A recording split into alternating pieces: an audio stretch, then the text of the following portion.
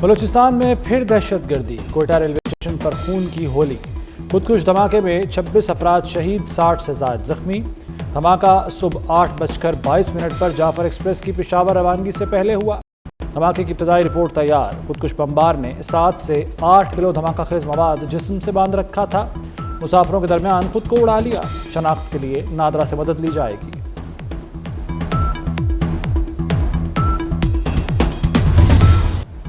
کوئٹہ دہشت گردی سے کئی گھروں میں قیامت صغریٰ برپا۔ دھماکے کے بعد ہر طرف چیخ و پکار مچ گئی۔ ڈپٹی کمشنر کوئٹہ کا کہنا ہے کہ دہشت گرد واک تھرو سے نہیں بلکہ کھلے راستے سے داخل ہوا۔ ریلوے سیکیورٹی کا آڈٹ کیا جائے گا۔ حملے سے متعلق الرٹ جاری کیا گیا تھا۔ قتل، اقدام قتل اور دہشت گردی کی دفعات شامل۔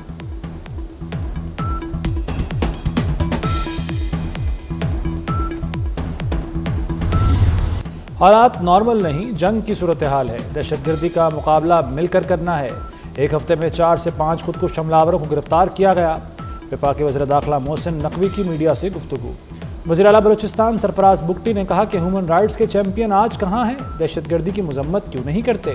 دہشت گردوں کی کوئی قوم نہیں ہوتی، انہیں کیفر کردار تک پہنچائیں گے۔ وفاقی وزیر داخلہ محسن نقوی کا سول اسپتال کوئٹہ کا دورہ، زخمیوں کی عیادت۔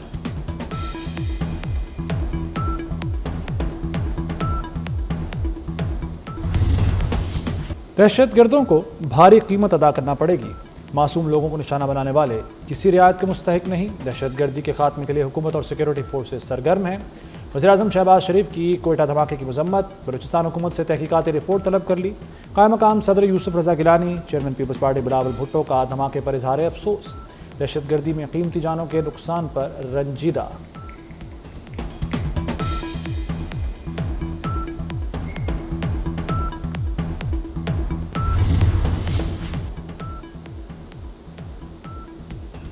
امریکی سفارت خانہ کے کوئٹہ بم دھماکے کی مذمت۔ ترجمان امریکی مشن اسلام آباد کا متاثرین اور ان کے اہل خانہ سے تعزیت کا اظہار۔ ترکیہ حکومت کی کوئٹہ میں دہشت گرد حملے کی مذمت۔ دہشت گردی کے خلاف جنگ میں پاکستان کی حمایت جاری رکھنے کا عزم۔ روس اور ایران کی بھی کوئٹہ میں دہشت گردی کی مذمت۔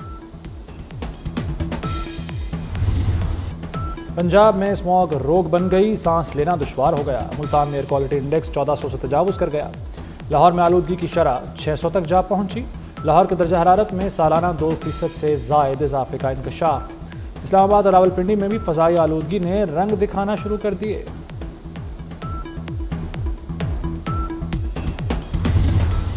اسموگ لاہور کا 5واں موسم بن گیا۔ سورج نے کئی روز سے جھلک نہیں دکھائی۔ حد نگاہ کم ہونے سے کئی مقامات پر موٹر وے بند کرنا پڑی۔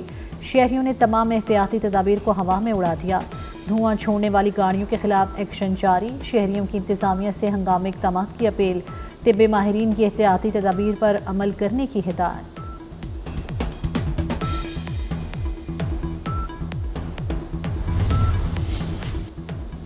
وزیراعظم کا ڈپلومیٹک انکلیو میں کیسکیڈ پولیس خدمت مرکز کا دورہ۔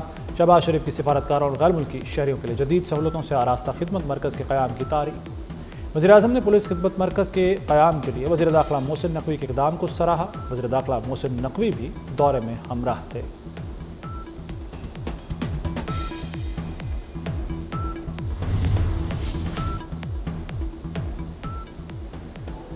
سستی بجلی کا وعدہ پورا کر رہے ہیں۔ سہولت پیکج کو بڑھا کر مارچ تک لے جانا چاہتے ہیں ہر سال 6 ماہ کے لیے ایسا ریلیف لے کر آئیں۔ وزیر توانائی اویس لغاری نے حکومتی منصوبہ بتا دیا۔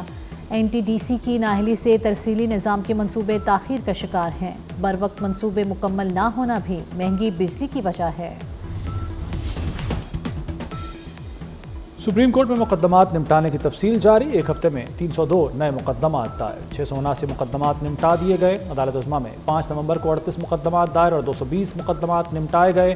زیر التوا مقدمات کی تعداد کم ہو کر 59,435 ہو گئی۔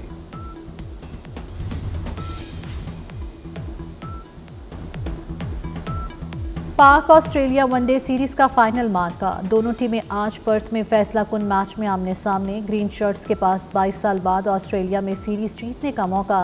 آسٹریلوی ٹیم میں ٹاپ 5 کھلاڑی شامل نہیں۔ سیریز کا پہلا میچ میزبان کینگروز کے نام، دوسرا پاکستان نے جیتا۔ 3 میچز کی سیریز 1-1 سے برابر۔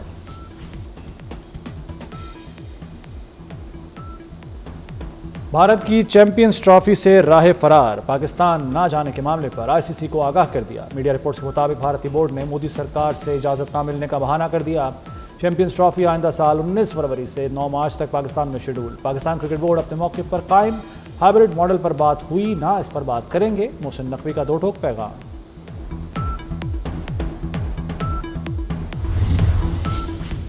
Salman Naseer P S L کے سی ای او اور چیئرمین پی سی بی کے مشیر مقرر۔ Chairman P C B Mohsin Naqvi کی زیر صدارت نیشنل کرکٹ اکیڈمی میں اجلاس۔ Sameer Ahmed P C B کے چیف آپریٹنگ آفیسر تعینات۔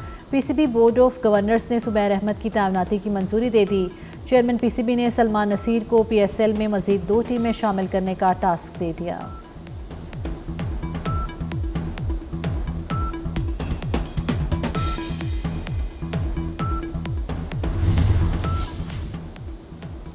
علی امین گنڈا پور کے خلاف وزیر اعلیٰ ہاؤس میں نعرے لگ گئے۔ تقریب کے لیے طویل انتظار کرانے پر ورکرز کا احتجاج، ویڈیو سامنے آ گئی۔ کہتے ہیں جیل سے رہائی پانے والوں کو 3 گھنٹے انتظار کرایا، 5 منٹ کی ملاقات میں خود بولے اور واپس چلے گئے۔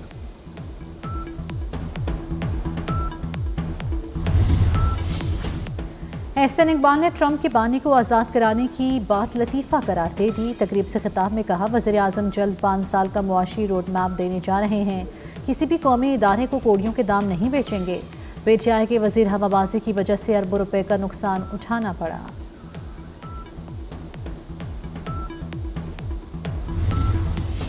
اسرائیلی فوج غزہ میں نہتے شہریوں پر بارود برسانے میں مصروف۔ صہیونی فوج کے حملوں میں مزید 44 فلسطینی شہید، 81 زخمی۔ غزہ سٹی، نصرات اور بیت الاحیاء کے علاقوں میں شدید بمباری۔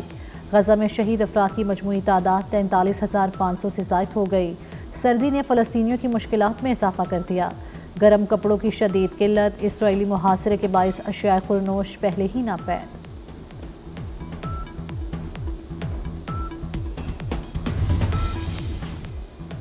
اسرائیلی یرغمالیوں کی رہائی سے متعلق معاہدہ مسترد کرنے پر امریکہ ناراض۔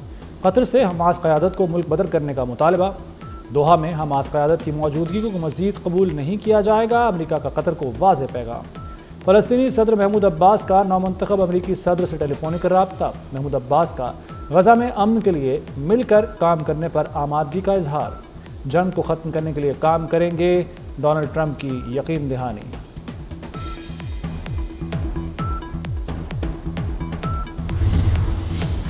ڈونلڈ ٹرمپ کو قتل کرنے کی ایرانی سازش کا انکشاف۔ امریکی محکمہ انصاف نے ایک شخص پر فرد جرم عائد کر دی۔ ایران نے امریکی الزامات کو مکمل طور پر بے بنیاد قرار دیتے ہوئے مسترد کر دیا۔ مریخ پر حکومت ڈالنے کی تیاریاں، ٹرمپ کی کامیابی سے ایلان مسک کا خواب پورا ہونے کا امکان بڑھ گیا۔ میڈیا رپورٹس کے مطابق ٹرمپ کے دور میں مریخ زیادہ نمایاں ہوگا، اسپیس ایکس کو فروغ دینے کا بھی اشارہ۔ ڈھاکہ میں بنگلہ دیش نیشنل پارٹی کے حامیوں کا مظاہرہ۔ عبوری حکومت سے نئے انتخابات اور فوری اصلاحات کا مطالبہ۔ حکومت عوام کی توقعات پر پورا اترنے کے لیے مؤثر اقدامات کرے۔ سابق وزیر اعظم شیخ حسینہ کو وطن واپس لا کر ٹرائل کیا جائے۔ مظاہرین کے مطالبات کے حق میں نعرے بازی۔